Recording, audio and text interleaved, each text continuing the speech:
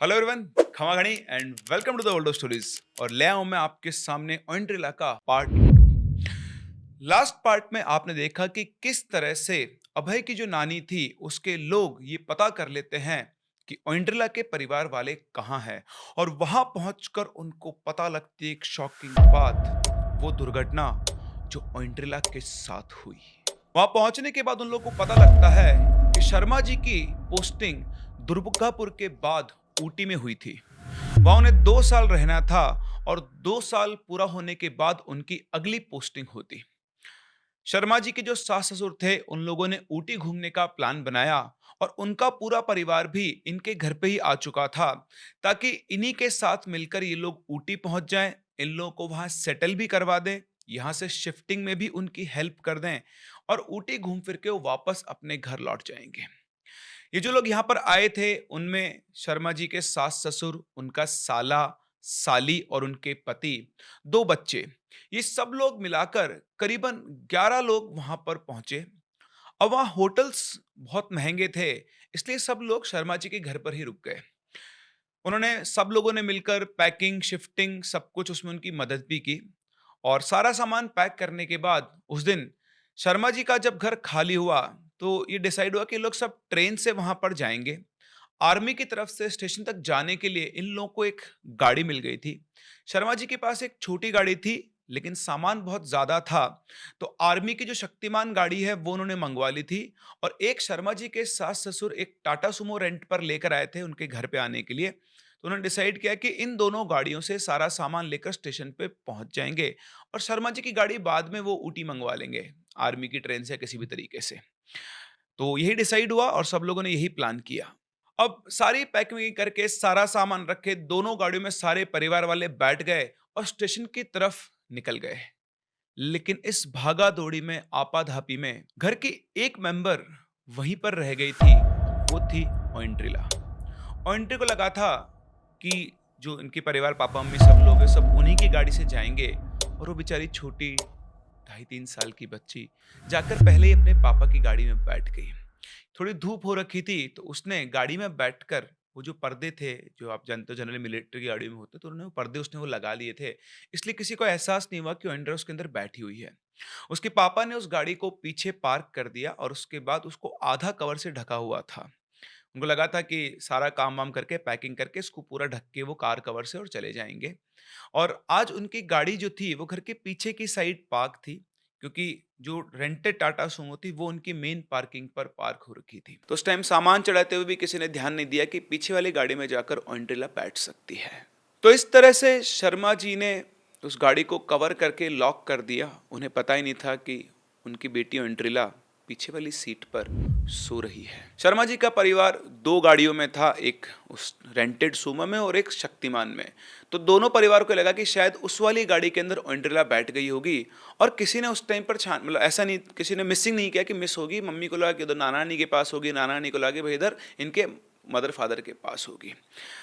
अच्छा, एक और चीज़ यहाँ पर थी कि जो दोनों परिवार थे, इनका जो रिजर्वेशन था ट्रेन के, वो भी अलग अलग डब्बों में था।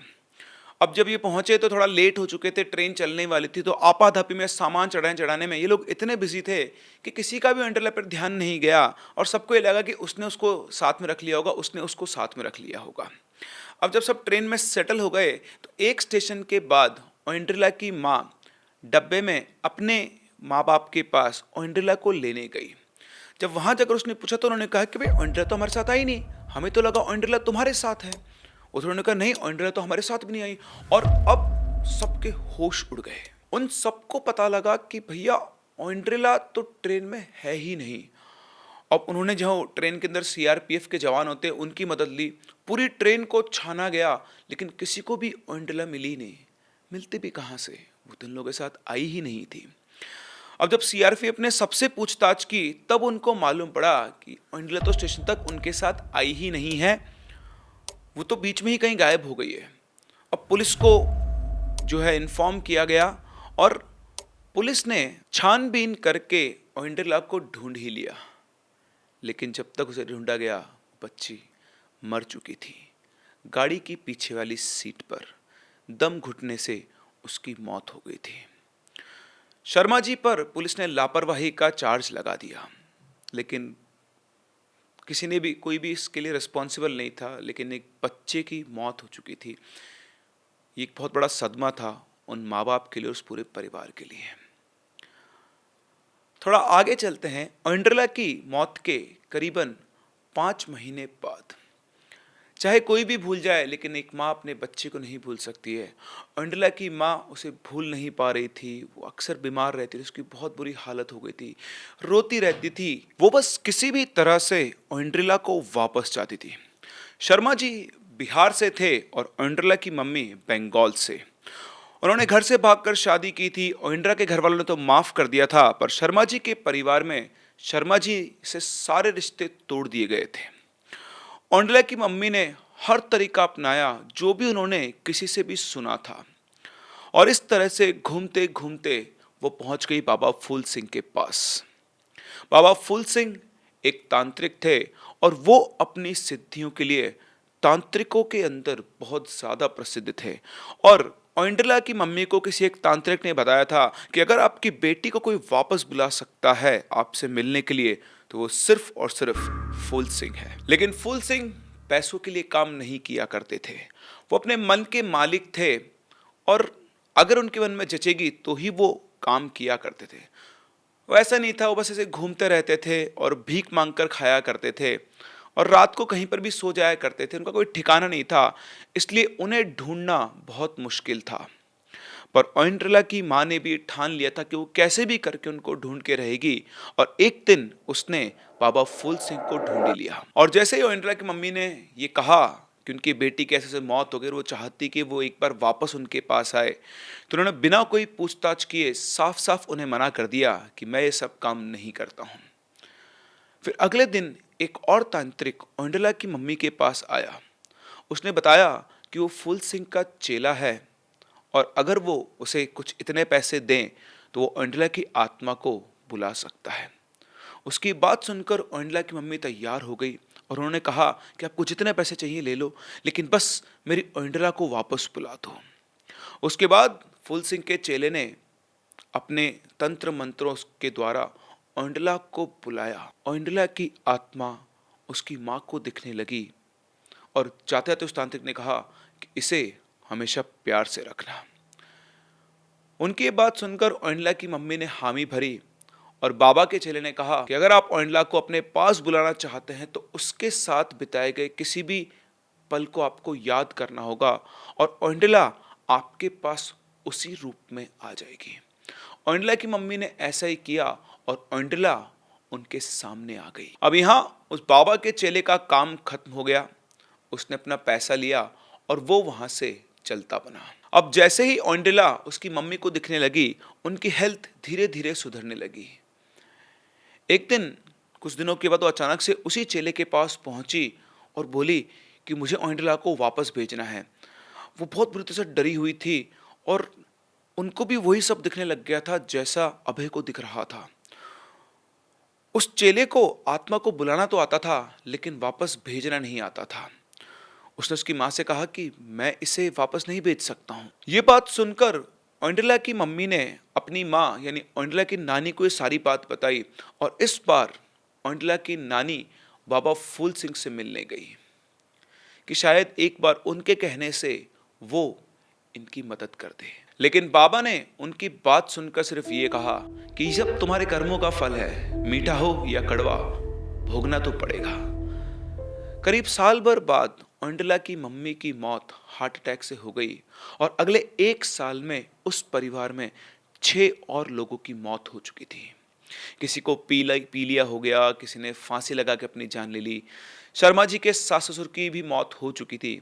एक दिन बाबा फूल सिंह पता नहीं कैसे अचानक से शर्मा जी की साली के घर पहुंच गए। बाबा ने शर्मा जी की साली से सब कुछ पूछा, और उसने भी बाबा को ओइंड्रिला से ओइंड्रिला से लेकर उनके चेले तक जो भी अभी तक कुछ हुआ था सब कुछ बता दिया, और उनका चेला अब भी उन बाबा के पीछे ही खड़ा था। और तभी शर्मा जी की साली बोलते बोलते रुक गई। उसकी नजर कमरे के एक कोने पर टिक गई, और जैसे ही नजर टिकी उसने बाबा की तरफ इशारा करते बोला, बाबा वो देखो ओइंड्रिला।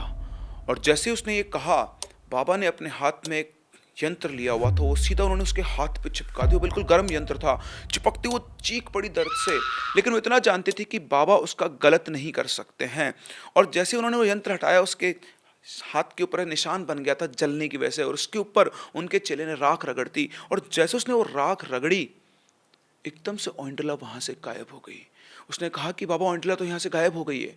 उसके बाद उन बाबा ने बताया कि अब तुम चाहे कितना भी उसे याद कर लो, तुम्हें ओइंडला दोबारा दिखाई नहीं देगी।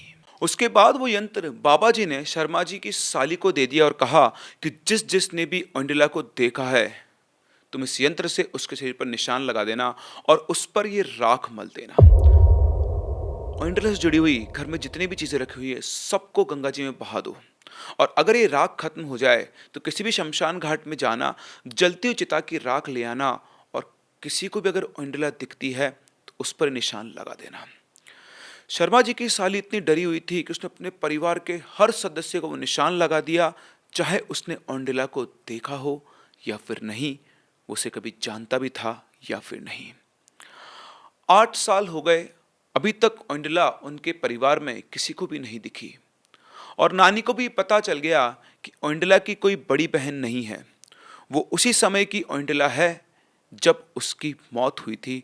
अभय को ओइंडला ही दिखा करती थी। ये सब जानने के बाद अब नानी का जो अगला टारगेट था वो था बाबा फूल सिंह। उन्हें अब बाबा फूल सिंह को ढूंढना था, और कुछ ही दिनों में नानी और उनके आदमियों ने मिलकर बाबा फूल सिंह को भी ढूंढ लिया। उनसे कुछ ज्यादा जानकारी तो नहीं मिली, पर ओइंडला कहाँ हो सकती है वो पता चल गया। बाबा ने बताया कि वो किसी के साथ होगी जिसने भी उसे याद किया होगा, या फिर वहां जहां उसकी मौत हुई थी। वो एक समय में एक के पास ही रहती है, और जैसे ही मन में छुटकारा पाने का ख्याल आता है तो ओइंडला उसे धीरे धीरे तड़पा तड़पा के मार देती है। नानी ने बाबा से पूछा कि आखिर वह ऐसा कर क्यों रही है, तो बाबा ने जवाब दिया कि शायद वो एक बुरी आत्मा बन गई है। मैंने पता किया, उसकी मौत एक दुर्घटना ही थी। उसकी आत्मा इतनी बुरी कैसे बन गई ये तो मुझे भी नहीं पता। इसके बाद जब नानी ने बाबा फूल सिंह से रिक्वेस्ट की कि आप मेरे साथ वहाँ चलेंगे जहाँ उसकी मौत हुई थी, और हो सकता है हम लोग मिलकर कुछ छुटकारा दिलवा पाएं, वरना पता नहीं ये ओइंडला और कितने लोगों को मार सकती है। उनकी बात सुनकर फूल सिंह जी उनके साथ चलने के लिए खुशी खुशी तैयार हो गए। और वो लोग वहां पहुंचे तो उन्होंने देखा कि वो कार अभी तक भी वहीं रखी हुई थी, और उस कार के चारों तरफ फेंस लग गया था, और वहां पर और भी गाड़ियां खड़ी होती थी पार्किंग के लिए। आज इतने सालों बाद भी उस गाड़ी की हालत ऐसी नहीं थी, वरना एक खड़ी गाड़ी जर्जर हालत में हो जाती है। ऐसा लग रहा था कि भी कुछ सालों से ही बस ये गाड़ी यहाँ पर खड़ी हुई है। अब बाबा फूल सिंह, नानी और उनके बॉडीगार्ड्स वगैरह सब वो गाड़ी के पास पहुंचे, और सभी के सभी लोग उस गाड़ी को देखकर हैरान थे। बाबा फूल सिंह ने उस गाड़ी का एक चक्कर लगाया, और उस गाड़ी का एक चक्कर लगाने के बाद उनकी मुस्कान से सबको पता चल गया कि ओइंडला यही है। बाबा ने गाड़ी के अंदर जाने के लिए गाड़ी का दरवाजा खोलना चाहा, लेकिन जैसे उन्होंने गाड़ी के दरवाजे को हाथ लगाया, वो एकदम से 3 कदम पीछे हट गए। उनका ऐसा बर्ताव देखकर नानी ने उनसे पूछा, तो उन्होंने बताया कि ये कार नहीं है, ये तो आत्माओं का बसेरा है। यहाँ 50 से भी ज्यादा आत्माएं फंसी हुई है। मुझे इस जगह को, इस गाड़ी को पवित्र करने के लिए करीबन 10 लीटर गंगाजल और कुछ सामग्री की जरूरत पड़ेगी। इन सबको मुक्ति दिलवाना बहुत जरूरी है, अन्यथा यहाँ पर कभी भी तांडव हो सकता है। उनकी बात सुनकर नानी ने अपने बॉडीगार्ड को इशारा किया। उसने भी गाड़ी का एक चक्कर लगाया, और उसके बाद गाड़ी के दरवाजे को खोलने की कोशिश की, लेकिन उसे कुछ भी महसूस नहीं हुआ। आखिर उसे महसूस होगा भी कैसे? उसके पास बाबा फूल सिंह की तरह सिद्धियां थोड़े ही ना थी। खैर, उसने गेट को खोलने की कोशिश की तो जो गेट था वो लॉक्ड था। इसके बाद नानी ने भी कुछ सेकंड्स तक उस कार के ऊपर हाथ रखा, और मुड़कर अपने ड्राइवर को बोला, इस गाड़ी को कैसे भी करके उस शर्मा से खरीदो और इसे अपने घर ले चलो। उनकी बात सुनकर बाबा फूल सिंह बोलते हैं, पर आप क्या करोगे इस गाड़ी का? इन सबको मुक्ति देनी होगी। इनमें से ज्यादातर यहाँ अपनी मर्जी से नहीं है, और शायद इन आत्माओं को यहाँ पर कैद किया गया है। नानी ने बाबा की बातों पर कोई ध्यान नहीं दिया। उन्होंने अपने आदमियों से बोला, बाबा को इनके यहाँ छोड़ दो और शर्मा से बात करो इस गाड़ी को खरीदने के लिए, और ये भी देखो कि इस गाड़ी को यहाँ से कैसे ले जाया जा सकता है। उसकी बात सुनकर बाबा को अब गुस्सा आ गया था। मुझे तुझसे पहले ही तामस और तंत्र साधनाओं की बदबू आ रही थी, इनके साथ तू क्या करेगी, इन आत्माओं के साथ तेरी क्या कहानी है। बाबा की बात सुनकर नानी मुस्कुराई। कहानियों की यही बात अच्छी होती है बाबा, कि कहानियां कभी खत्म नहीं होती है, और ये कहानी तो अभी शुरू हुई है। इसके बाद नानी के जो बॉडीगार्ड थे वो बाबा को वहां से उठाकर ले जाते हैं और गाड़ी की डील शर्मा जी से कर ली जाती है, और वो गाड़ी नानी के पास पहुंच जाती है। उस गाड़ी का और उसकी आत्माओं को नानी ने क्या किया किसी को नहीं पता। ओइंड्रिला की आत्मा के साथ क्या हुआ ये भी किसी को नहीं पता। ये अगर किसी को पता है तो वो सिर्फ और सिर्फ नानी को। नानी इतनी अमीर कैसे थी, वो क्या करती थी, किसी को भी इस चीज का आइडिया नहीं था, और ना ही किसी में हिम्मत थी नानी से ये सब पूछने की। वैसे आपको क्या लगता है, क्या वाकई में नानी खुद कोई तांत्रिक थी, साधनाएं किया करती थी? वो इस आत्माओं से भरी इस गाड़ी का वो क्या करने वाली है? अपने व्यूज हमें कमेंट सेक्शन में जरूर बताएं। और ये कहानी हमारे साथ शेयर की है अभय चौहान ने, जो उन्होंने खुद लिखी है। ये कहानी इंस्पायर्ड है रियल इवेंट से।